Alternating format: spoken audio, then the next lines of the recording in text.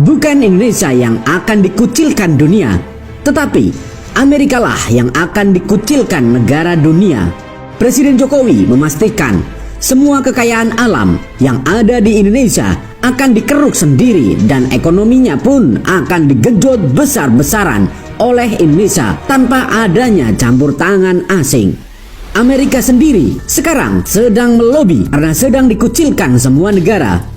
Indonesia dan China nampaknya memanfaatkan hal ini untuk benar-benar mengucilkan Amerika karena sudah tidak moderat dalam dunia berbisnis, curang dalam investasi, dan selalu rese dalam ikut campur urusan negara. Pada akhirnya, semua negara hingga sekutunya pun mengucilkannya.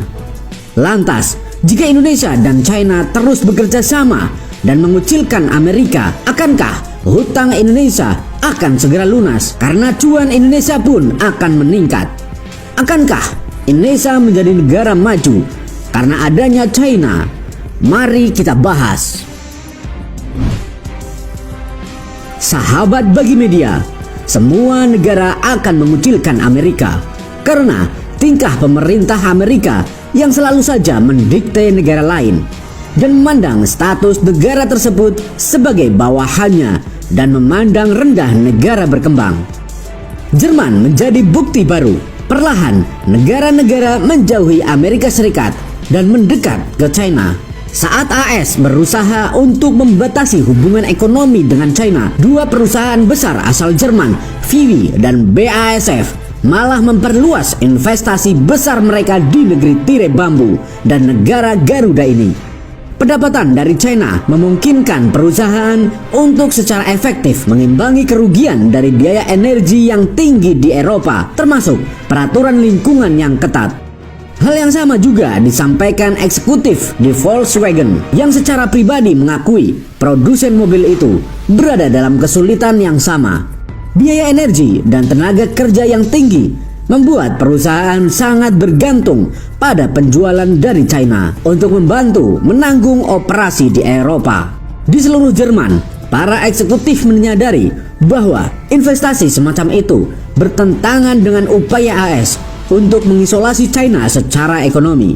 Tapi, perusahaan membantah pendapatan dari China sangat penting bagi bisnis mereka untuk berkembang dan tumbuh di Eropa.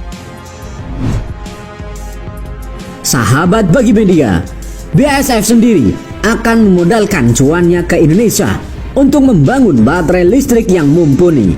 Menteri Investasi atau Kepala Badan Koordinasi Penanaman Modal Bahlil Lahadalia mengatakan BASF akan mulai membangun pabrik pemurnian nikel dan pengolahan menjadi prekursor baterai listrik di Maluku Utara pada kuartal 1 2023.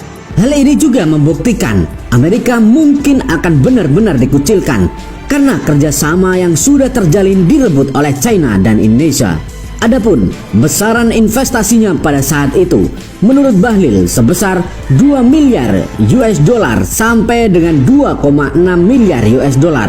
Dengan pembangunan pabrik itu, BASF akan turut serta membangun ekosistem EV baterai di tanah air.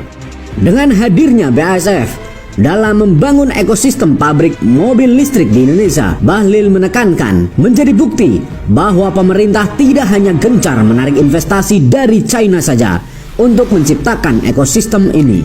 Dengan total nilai investasi hingga 2,2 sampai 2,6 miliar US dollar, proyek Sonic Bay ini memiliki kapasitas produksi sebesar 67.000 ton nikel per tahun dan 7,5 ribu ton kobalt per tahun. Rencana investasi tindak lanjut BASF sendiri bertujuan untuk memproduksi MHP menjadi prekursor baterai listrik.